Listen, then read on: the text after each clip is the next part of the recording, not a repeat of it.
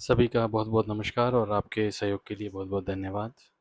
हम brick by brick episodes में काफ़ी अच्छा आगे म मूव कर रहे हैं और उसी के साथ 2 लास्ट टॉपिक जो ब्रिक बाय ब्रिक के रह गए हैं, उन पे हम आगे आने वाले सेशंस में बात करते हैं। जिसमें से एक सेशन सबसे बड़ा आता है कि साइट विज़िट वॉक थ्रू, यानी जब भी आप एक लेमैन साइट पे जाता है, एक क्लाइंट साइट पे जाता है, तो उसे किन-किन चीज़ों का बेसिकली ध्यान रखना चाहिए। तो उसमें सबसे पहला आता है फाउंडेशन।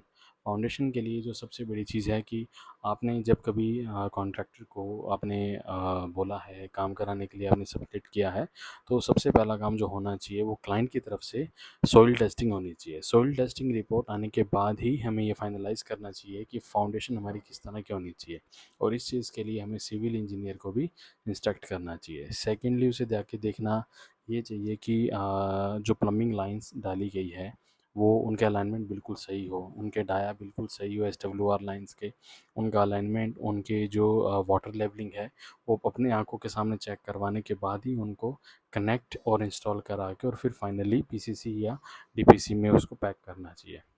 इसी तरह से थर्ड होती है इलेक्ट्रिकल लाइन, जिनकी कंड्यूटिंग के साथ कोई भी डिजास्टर्स क्रिएट ना हो इन फ्यूचर, तो उनके अलाइनमेंट एकदम प्रॉपर होने चाहिए। और उसके साथ एक टॉपिक होता है सबसे बड़ा क्योरिंग। क्योरिंग हम सब जानते हैं जो इम्पोर्टेंट है कंस्ट्रक्शन इंडस्ट्री में। तो क्योरिंग जितनी भी है वो टाइम से होनी चाहिए, टाइम टू टाइम होनी चाहिए, दिन में 2 बार 3 बार या मोर इफ़ रिक्वायर्ड वो होनी चाहिए। सो एज ए लेमैन सबसे बड़ी चीज़ foundation checking, plumbing lines, electrical lines, curing, ये 4 टॉपिक को हमेशा में ध्यान रखते हुए ही आगे बढ़ना चाहिए, और कॉन्ट्रैक्टर्स को भी इन्हीं 4 मैटर पे सबसे ज़्यादा ध्यान देके आगे काम करना चाहिए। I hope this is clear. Thank you.